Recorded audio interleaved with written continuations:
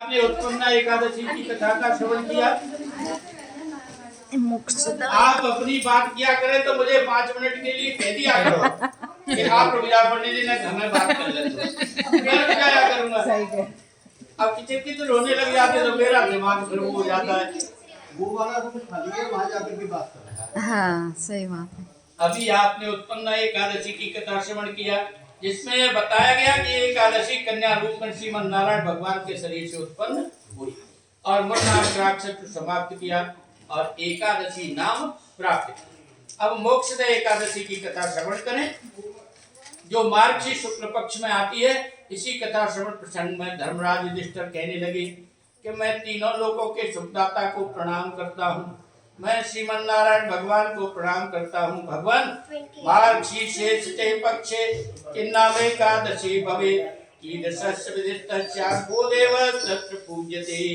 मार्गशीर्ष शुक्ल पक्ष की एकादशी का नाम क्या है, विधि क्या है और को देवस्य पूज्यते, किस देवता की पूजा की जाती है। भगवान इस कथा को विस्तार से विस्तारित करें। भगवान बोल उठे, अरे धर्मराज, इस एकादशी का नाम मोक्षदा है। ये एकादशी यथा नाम तथा गुण वाली है। ये एकादशी मुक्ति देने वाली है, पापों को नष्ट करने वाली है। इस एकादशी को दामोदर भगवान की पूजा करनी चाहिए। तुलसी की मंजरी चढ़ाओ, धूप दीप से भगवान की आरती करो, कल्याण हो जाएगा, मंगल हो जाएगा। अरे राजेंद्र, इसकी महिमा जान लो। वैष्णवों से शोभित एक चंपक नगर है, उस नगर का बैखानस नामक राजा है, जो धर्मात्मा है, भक्तात्मा है, प्रसन्नात्मा है। राजा को राज्य पालन में, प्रजा पालन में समय बीतने लगा। समय बीतने के इसी क्रम में एक दिन राजा ने स्वप्न में अपने पिता को नरक भोगते हुए देखा। राजा चिंता में आ गया, क्या किया जाए, पुत्र धर्म किस प्रकार सार्थक किया जाए। इसी चिंतन में पंडितों को बुलाया, विद्वानों को बुलाया, ज्योतिषियों को आहूत किया। राजा ने पंडितों आदि का स्वागत किया और पूछ लिया कि मेरे पिताजी का उद्धार किस प्रकार होगा, नरक से छुटकारा किस प्रकार उन्हें मिलेगा, मेरा पुत्र धर्म सार्थक किस प्रकार होगा, मुझे क्या करना है। ब्राह्मणों ने कहा, पर्वतस्य मुनेरत्र आश्रमे निकटे नृपः। राजन, यहाँ से पास में पर्वत मुनि का आश्रम है, उन मुनि की शरण ग्रहण करो, तुम्हारा कल्याण होगा और पिता को मुक्ति भी मिलेगी। ब्राह्मणों की आज्ञा पर राजा मुनि के शरणागत हो गया, प्रणाम किया, वंदन किया। मुनि के द्वारा कुशल पूछने पर राजा ने अपना कष्ट बताया और अपना दुख बताया। मुनि ने राजा के दुख को देखा, बोल उठे, जाने हम तव राजेंद्र पितु पापम विकर्मणः। राजन, मैं दुष्ट कर्म करने वाले तुम्हारे पाप को जानता हूँ।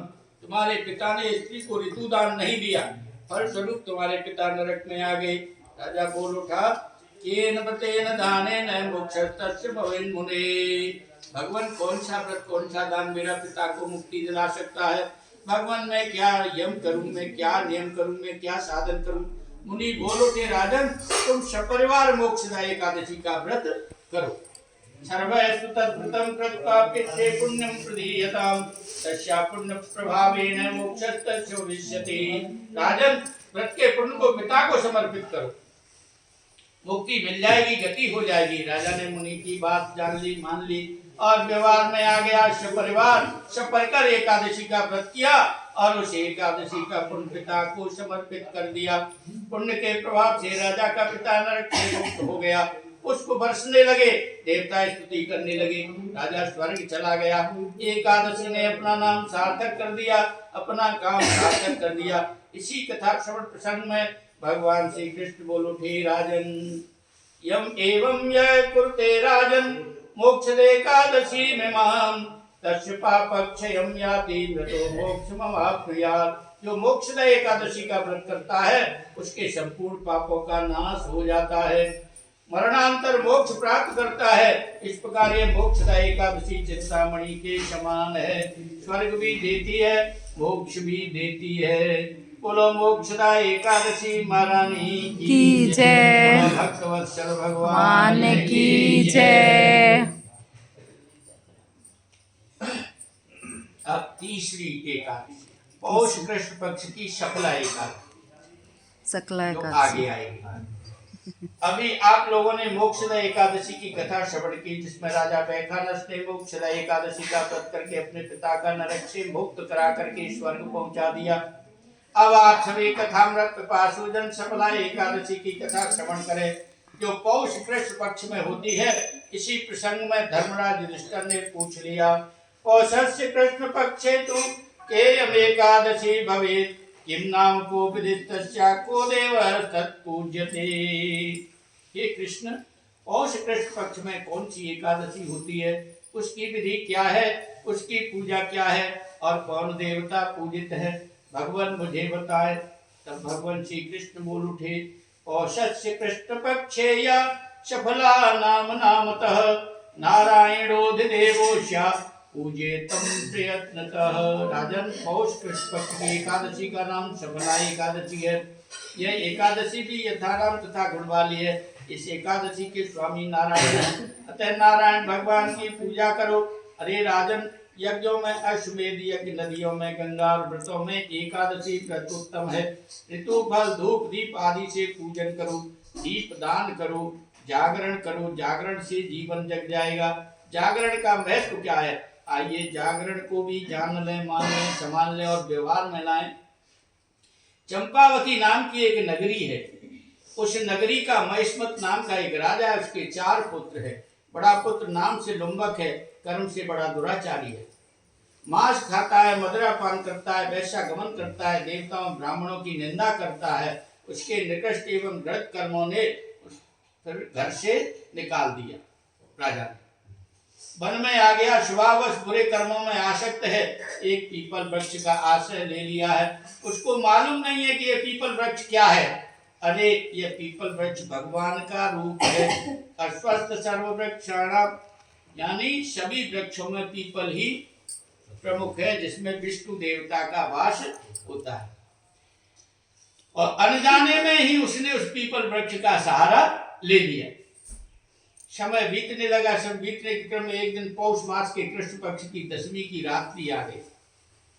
वस्त्रहीन लुम्बक सदी के कारण मूर्छित हो गया और सफला एकादशी को मध्याह्न में चेतना आई, यानी 10वीं की रात से मूर्छित हुए तो खाया नहीं कुछ। और जब एकादशी का दिन हो गया तब उसे चेतना जगी। वह भूख और प्यास से पीड़ित है, जंगल में गिरे हुए फलों को बीन करके ले आया, फलों को पीपल वृक्ष में रख दिया, प्रार्थना करने लगा, भगवान फलों को आप स्वीकार करें। इस प्रकार प्रार्थना करता रात्रि बीत गई, सवेरा हो गया, प्रकाश हो गया, यानी जागरण हो गया। ये जागरण नहीं है ढोल ताशे बजवा दो, नाच लो, कूद लो, ये जागरण नहीं है। जागरण तो मन का जागरण है कि हम भगवान के चिंतन में रात्रि को लग जाए। भक्त वत्सल भगवान ने पूजा को उसकी को स्वीकार कर लिया, फल रख दिए पीपल के वृक्ष में, खुद भूखा रहा, पूजा स्वीकार कर ली। गोस्वामी तुलसीदास जी ने भी कहा है कि कुछ चीजें ऐसी अनायास हो जाती हैं, कहत कठिन समझत कठिन, साधन कठिन विवेक, कहने में भी नहीं बन पाती है, समझने में भी नहीं बन पाती है, उसका हमसे कोई साधन भी नहीं बन पाता है। कोई गुणाक्षर न्याय जो मृत्यु अनेक, जैसे घुन लगाते लगाते स्वास्तिक बना दे, त्रिशूल बना दे, राम लिख दे, कोई भी ऐसा प्रतीक अगर वो बना देता है तो उसका कल्याण हो जाता है, उसकी मुक्ति हो जाती है। ऐसे गाय हमारे घर पे बंधी हुई है, एकादशी को कोई विपत्ति आ गई घर पर, उसे सानी नहीं मिल पाई, चारा नहीं मिल पाया, भूखी रह गई, उसका व्रत हो गया तो उसके एक व्रत से ही उसका कल्याण हो जाता।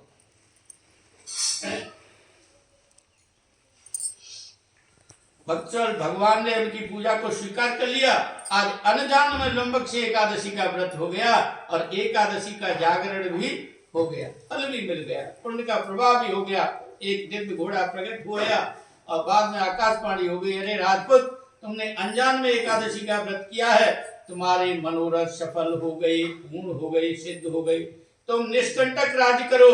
सफला एकादशी ने सब कुछ सफल कर दिया। लौकिक सुख मिल गया, अलौकिक सुख भी मिल गया। हम लोग लौकिक सुख में घूम रहे हैं, अलौकिक सुख किया तो चिंतन ही हम नहीं कर रहे। और अलौकिक सुख क्या है कि हमें भगवान का धाम मिल जाए, इसके लिए हमें प्रयत्न करते रहना। हमारी मृत्यु का समय जब आए तो हम कष्टों में, पीड़ा में नहीं रहे, बेदाग चले जाए। कहते ना वो तो बेदाग चलो, यानी उसका अलौकिक वो हो गया। एवं ये वै प्रकुर्वन्ति सफलैकादशी व्रतम् यह लोके यस्य प्राप्य मोक्षं यात्सन्य संशयम्। यह सफला एकादशी श्रेयस देने वाली है, मोक्ष देने वाली है, जीवन धन्य करने वाली है, राशि यज्ञ का फल देने वाली है।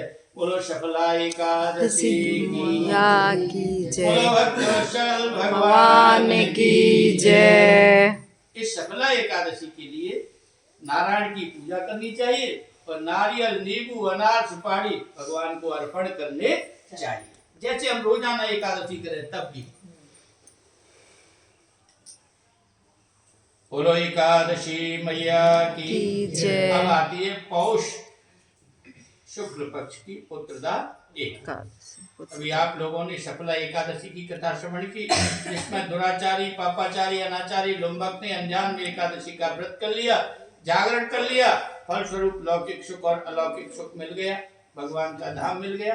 अब आप पुत्रदा एकादशी की कथा श्रवण करें जो पौष शुक्ल पक्ष में आती।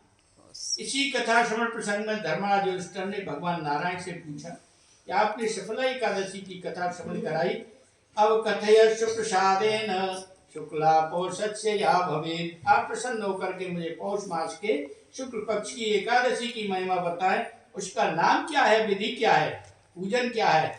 तब तो धर्मराज के पूछने पर भगवान श्री कृष्ण बोल उठे, कहने लगे और एकादशी की महिमा सुनाने लगे कि राजन सुनो और मनन करो।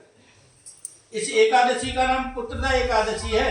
यह सर्व पाप हरा है, यह पापों को हरण करने वाली है, सिद्धि देने वाली है। इसके आराध्य श्रीमन नारायण भगवान है। तो नारायण की पूजा करो, उपासना करो, यशवान बन जाओगे, विद्वान बन जाओगे। अरे अब एकादशी की महिमा भी सुनो। भद्रावती नाम की एक नगरी है और सुकेतु नाम नगरी का राजा है, शैब्जा नाम की रानी है। गृहस्थ में राजा और रानी को बहुत समय बीत गया है, दिन बीत गए, महीने बीत गए, वर्ष बीत गए, गृहस्थ की साधना सार्थक नहीं हुई, पुत्र नहीं हुआ। राजा चिंता में आ गया। अपुत्रस्य गतिर्नास्ति, अपुत्रस्य गतिर्नास्ति। मन में चिंतन करने लगा कि मेरे अपुत्र हूँ, मेरे पुत्र नहीं है तो गति नहीं होगी, मेरे पुत्र नहीं है तो मेरी गति नहीं होगी। मेरा तर्पण कौन करेगा, मैं किधर जाऊंगा, मुझे श्राद्ध कौन करेगा, मेरा जीवन सार्थक किस प्रकार होगा। नरस्य पुत्र ही नरस्य नास्त वै जन्मता फलम। संतान रहित मनुष्य का जीवन व्यर्थ है। राजा के तो पुत्र पुत्र पुत्र यही कामना घर कर गई। समय पुत्र चिंता में बीतने लगा। इसी चिंता में राजा ने घर छोड़ दिया, परिवार छोड़ दिया, वन में भ्रमण करने लगा। वन में भूख प्यास पीड़ित करने लगी। भूख प्यास की स्थिति में, भ्रमण की स्थिति में राजा को मुनियों के आश्रम दिखाई दे गए। शुभ संकेत होने लगे। राजा मुनियों के आश्रम में पहुंच गया, मुनियों को प्रणाम किया, अभिवादन किया, अभिनंदन किया और परिचय पूछने लगा। भगवान आप कौन है, अपना परिचय दे। तब मुनियों ने अपना परिचय दे दिया, अपना प्रयोजन बता दिया। हम इस स्थानार्थ यहाँ आए हैं। राजन आज पुत्रदा एकादशी है, यह एकादशी पुत्र देने वाली है। राजन इस एकादशी को व्रत करो, पूजन करो। राजन आशीर्वादेन चास्माकं केशवस्य प्रसादतः अवश्यं तव राजेन्द्र पुत्र प्राप्ति भविष्यति। हमारे आशीर्वाद से पुत्र अवश्य होगा, भगवान की कृपा से पुत्र अवश्य होगा। राजा को आशीर्वाद मिल गया। राजा घर आया, पुत्रदा एकादशी का व्रत किया, पूजन किया और राजा भगवत साधना में आ गया। प्रतिफल हो गया, रानी गर्भवती बन गई, पुत्रवती बन गई, पुत्र हो गया। राजा के यहाँ वात्सल्य आ गया, वात्सल्य रस बरसने लगा। राजा पुत्रवान बन गया, पिता संतुष्ट हो गए, कृतकृत हो गए। राजा का जीवन जागृत हो गया, धन्य हो गया। जो लोग पुत्रदा एकादशी का व्रत करते हैं उनको पुत्र की प्राप्ति होती है। कथा श्रवण करने पर अश्वमेध यज्ञ का फल भी प्राप्त होता है। बोलो पुत्रदा एकादशी की जय। भक्तवत्सल भगवान की जय। इस एकादशी के दिन नारायण की पूजा करें और बछड़े वाली गाय का दूध ग्रहण करें। गोविंद हरे गोपाल हरे, जय जय प्रभु दीन दयाल हरे गोविंद हरे गोपाल हरे, जय जय प्रभु दीन दयाल हरे गोविंद हरे गोपाल हरे गोविंद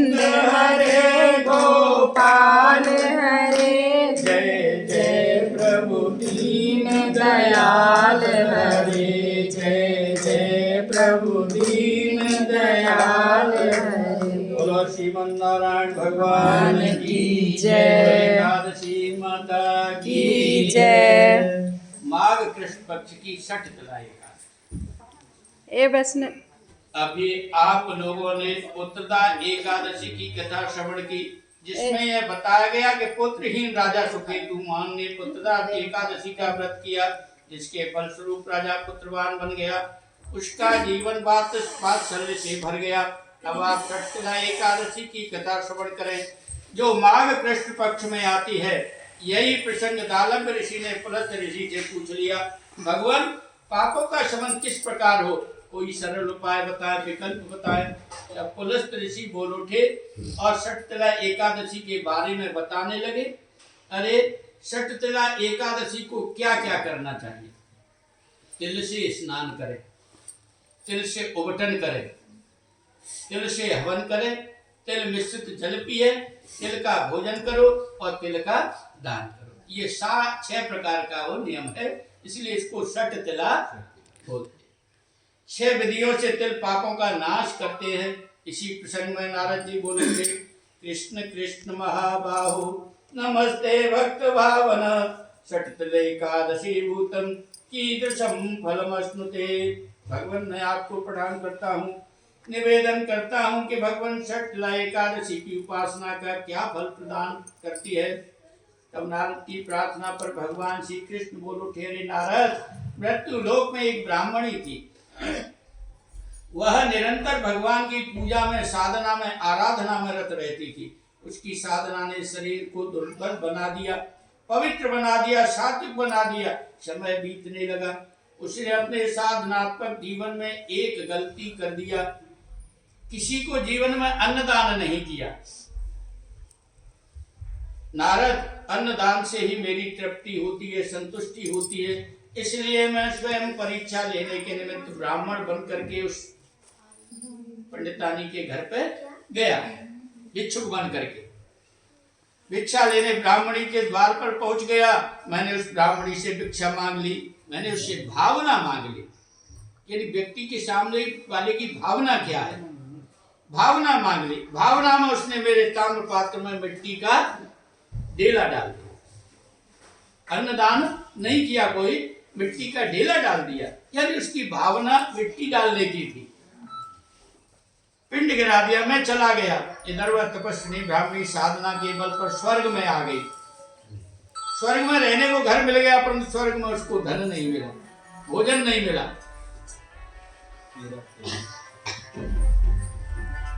तो हम अपना दिन कर देंगे।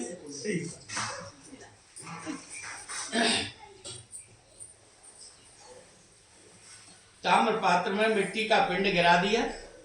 अब भगवान नारायण उस मिट्टी के पिंड को लेकर के चले गए। जब ब्राह्मणी मरने के पश्चात स्वर्ग में पहुंची तो उसे बढ़िया स्वर्ग में स्थान मिला, बढ़िया महल मिला, लेकिन न तो खाने को उसे कुछ मिला, न धन मिला।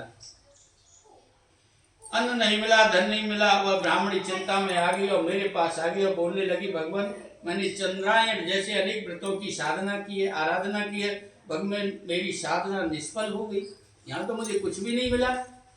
इतना करने के बाद भी आश्चर्य है कि मैं अपने साध्य को प्राप्त नहीं कर सकी, मैं लक्ष्य को प्राप्त नहीं कर सकी। भगवान बोल उठे, अरे तपस्विनी, तुम्हारी साधना निष्फल नहीं गई है। अरे साधना के फल स्वरूप तुम्हें स्वर्ग में आ गई हो, ये साधना तुम्हारी कम थोड़ी है। तुमने जीवन में जो दान किया है वह तुम्हें मिला है, तुमको मिल रहा है। भगवान अब मेरा कष्ट किस प्रकार दूर होगा? तुमने अन्नदान नहीं किया, जीवन में धन दान नहीं किया, तो वो तुम्हें नहीं मिला।